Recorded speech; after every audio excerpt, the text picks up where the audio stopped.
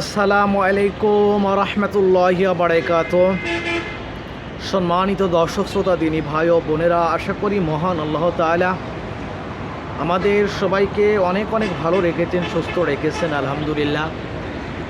সমস্ত প্রশংসা সেই মহান রব্বুল আলামিনের জন্য, যেই মহান আল্লাহ তাআলা আমাদেরকে ঘুম নামক মৃত্যু থেকে জাগিয়ে আবার সকাল দেখান, যেই মহান আল্লাহ তাআলা আমাদেরকে অফুরন্ত নিয়ামত দান করেন, যেই মহান আল্লাহ তাআলা আমাদেরকে হায়াতের জীবন দান করেছেন, শ্রেষ্ঠ নবীর শ্রেষ্ঠ উম্মত হওয়ার তৌফিক দিয়েছেন, সেই মহান আল্লাহ তাআলার জন্য আলহামদুলিল্লাহ। লাখ কোটি দরুদ সেই রাসূলের উপর, যাকে সৃষ্টি করে মহান আল্লাহ তাআলা আসমান জমিনের সম্মান, ইজ্জত, মর্তবা, মর্যাদা বহু গুণে বাড়িয়ে দিয়েছেন সেই রাসূলের উপর, যার আলোয় আলোকিত হয়েছে সারা বিশ্ব, যিনি ছিলেন সাইয়্যিদুল মুরসালিন, খাতামান নাবিয়িন, রহমাত লিল আলামিন। সেই রাসূলের উপর দরুদ পাঠ করছি সাল্লাল্লাহু আলাইহি ওয়াসাল্লাম। সম্মানিত দিনী ভাই ও বোনেরা, আপনারা এই মুহূর্তে যেখান থেকে এই ভিডিওটা দেখছেন, গ্রামে বা শহরে, দেশে বা প্রবাসে, পথে বা প্রান্তরে, সবাইকে জানাই আন্তরিক ধন্যবাদ এবং দোয়া করি মহান আল্লাহ তাআলা আমাদের প্রত্যেকের জীবনকে যেন সহজ করে, সুন্দর করে এবং দিন অনুযায়ী চলার তৌফিক দান করে।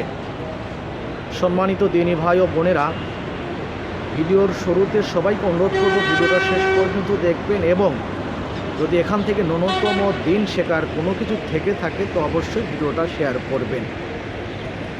তো আমরা ফাদালে নামাজ থেকে নামাজের গুরুত্ব সম্পর্কে জানার চেষ্টা করছি।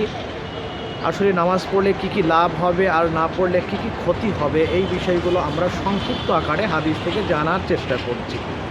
ইতিমধ্যে আমাদের 25টা পর্ব অতিবাহিত হয়ে গেছে, অর্থাৎ আমরা 25টা পর্বে হাদিস থেকে নামাজ পড়ার লাভ, ফজিলত, গুরুত্ব, না পড়লে কি ক্ষতি হবে, এই বিষয়গুলো আমরা কি জানার চেষ্টা করেছি।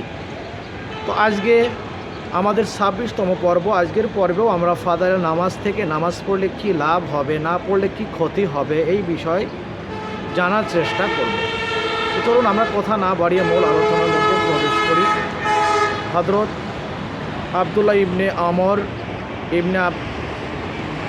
ইবনে আস রাদিয়াল্লাহু তাআলা আনহু হইতে বর্ণিত, তিনি বলেন, আমাদের প্রিয় নবী হযরত মুহাম্মদ সাল্লাল্লাহু আলাইহি সাল্লাম ইরশাদ করেছেন, যে ব্যক্তি গুরুত্ব সহকারে নামাজসমূহকে আদায় করবে, গুরুত্ব সহকারে 5 ওয়াক্ত নামাজ আদায় করবে, তো এই নামাজ কিয়ামতের দিন তার জন্য নূর হবে, তার জন্য দলিল হবে এবং তার জন্য নাজাতের কারণ হবে, এবং তাকে এই নামাজ জান্নাতে দাখিল করবেন, প্রবেশ করাবেন।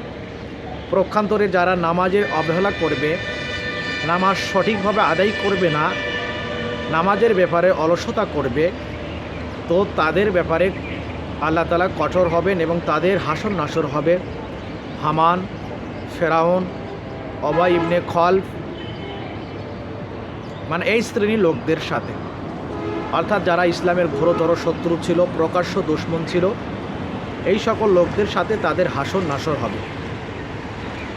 এই জন্য আসলে নামাজের গুরুত্ব সবচাইতে বেশি, আমাদের বোঝা আসুক অথবা না আসুক। কিন্তু অত্যন্ত আফসোসের সঙ্গে বলতে হয় যে আজ আমরা নামাজের ব্যাপারেই বেশি অলসতা করি, মানে এর চেয়ে সহজভাবে আসলে বলা যায় না। আবারও হাদিসটা পড়ি। আব্দুল্লাহ ইবনে আমর ইবনে আস রাদিয়াল্লাহু তাআলা আনহুর হইতে বর্ণিত, রাসূলুল্লাহ সাল্লাল্লাহু আলাইহি ওয়াসাল্লাম ইরশাদ করেছেন, যে ব্যক্তি গুরুত্ব সহকারে নামাজের ইহতিমাম করে, নামাজসমূহকে আদায় করে, কিয়ামতের দিন এই নামাজ তার জন্য নূর হবে। নূর মানে আলো। আমরা জানি কিয়ামতের দিন আসলে সেখানে কোনো ছায়া থাকবে না, একমাত্র আল্লাহ তাআলার আরশের ছায়া ব্যতীত, এবং সেখানে সূর্য অর্ধ হাত এভাবে নিকটে চলে আসবে এবং মানুষ ইয়া নাফসি বলে বলতে থাকবে, অর্থাৎ আমি নিজে বাঁচি বলে। সেখানে না স্ত্রী, না স্বামী, না সন্তান, না পিতামাতা, কেউ কারোর কাজে আসবে না।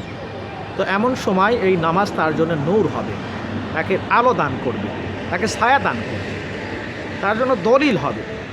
দলিল জিনিসটা আমরা অবশ্যই বুঝি বলে, দলিল ছাড়া আমরা একটা বাড়ি হোক, বিল্ডিং হোক, গাড়ি হোক, যে কোনো কিছু হোক, আমি নিজের দাবি করছি, কিন্তু আমার কাছে কোনো দলিল নাই, তো আসলে এটা অনর্থক হবে, এটা মিথ্যা হিসেবে প্রতিপন্ন হবে। যদি আমার কাছে দলিল না থাকে সেই জিনিসটা আসলে আমার হবে না। এই জন্য নামাজ দলিল স্বরূপ, দলিল হবে মুমিনের জন্য, দলিল স্বরূপ কিয়ামতের দিন, যেখানে এইভাবে কেউ কারোর কাজে আসবে না, যেখানে মিথ্যা চলবে না, ঘুষ চলবে না, এভাবে ছলছতরি চলবে না, 2 নাম্বারই কোনো কিছু চলবে না, অবৈধ কোনো কিছু চলবে না। এমন সময়ে নামাজ দলিল হবে, দলিল দলিল দলিল, এবং নাজাতের কারণ, অর্থাৎ সে কি জান্নাতের মালিকানাধীন হবে, জান্নাত সে লাভ করবে। আর অবহেলা করা হলে, সঠিকভাবে আদায় না করা হলে তার হাসর নাসর হবে ফেরাউনের সাথে, কামানের সাথে, উবাই ইবনে খলফের সাথে, বলে এই শ্রেণীর লোকদের সাথে।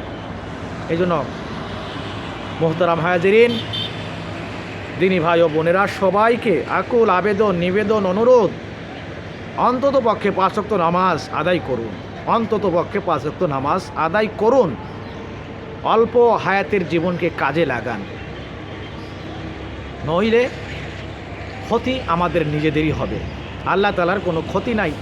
সারা দুনিয়ার প্রত্যেকটা মাখলুক, প্রত্যেকটা মানুষ জান্নাতে গেলে আল্লাহ তাআলার কোনো ক্ষতি হবে না।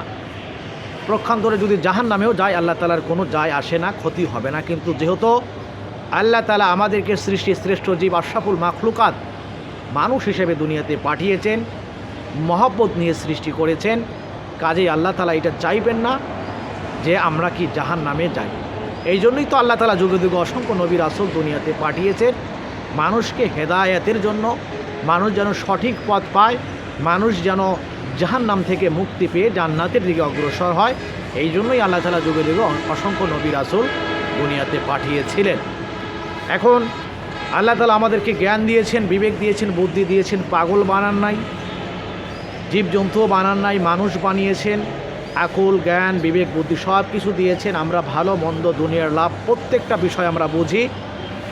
আর আখেরাত যার কিনা শুরু আছে শেষ নাই, দুনিয়ার জীবনের শুরু আছে শেষও আছে, কিন্তু আখেরাতের জীবন যার শুরু আছে শেষ নাই, এইরকম একটা জীবন আমাদের সামনে অপেক্ষা করছে। আর এই জীবনটা যদি আমরা ধরা হয়ে যাই, বলে সবচাইতে বড় ধরা হবে, এর উপরে কোনো ধরা নাই, এর উপরে কোনো লোকসান নাই, এর উপরে কোনো ক্ষতি নাই, এর উপরে কোনো শাস্তি নাই, অনুতপ্তও নাই। এই জন্য ভাই বোন সবাইকে আবারও আবেদন, নিবেদন, অনুরোধ, মেহেরবানি করে 5 ওয়াক্ত নামাজ মসজিদে গিয়ে, যারা বালেক পুরুষ, মসজিদে গিয়ে আমরা এভাবে কি জামাতের সঙ্গে আদায় করি। আর যারা বোনেরা আছেন, মায়েরা আছেন, মেয়েরা আছেন, তারা অবশ্যই বাড়িতে সময় মতো আউয়াল ওয়াক্তে নামাজ আদায় করবে।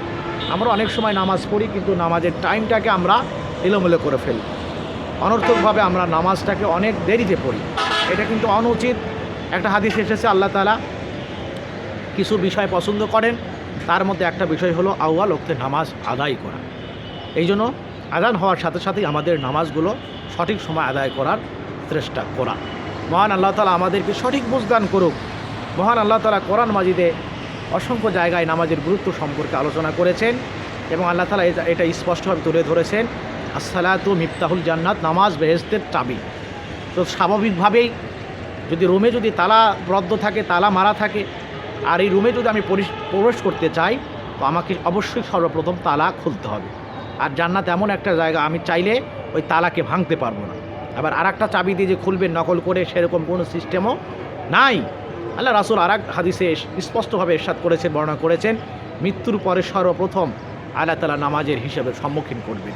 নামাজের আমল ভালো হলে অন্যান্য আমল ভালো হিসেবে গণ্য হবে, কেননা নামাজ মানুষকে ফাহেসা, অনর্থক, খারাপ কাজ থেকে হেফাজত করে, বিরত রাখে। নামাজ যদি প্রকৃত নামাজ হয়, অবশ্যই সেই নামাজে গুনাহ থেকে নিজেকে বাঁচিয়ে রাখতে সক্ষম হবে। এই জন্য নামাজের আমল যদি ঠিক হয়, অন্যান্য আমল আল্লাহ তাআলা সঠিক হিসাবে গণ্য করবেন। আর নামাজের আমলের মধ্যে যদি ত্রুটি থাকে, বলে এই নামাজের আমল ত্রুটি থাকার কারণে অন্যান্য আমলও ত্রুটি হিসেবে গণ্য হবে। এই নামাজকে আল্লাহ রাসূল নিজে বলেছেন যে আমার চোখের শীতলতা এবং অন্তরের প্রশান্তি। আর আল্লাহ রাসূলের চোখের শীতলতা এবং অন্তরের প্রশান্তি মামুলি কোনো বিষয় না। এই বিষয়গুলো আমাদের অবশ্যই অনুধাবন করা উচিত, ভাবা উচিত। তো যাই হোক, আজকের মতো এখানেই আমরা ভিডিওটা শেষ করব।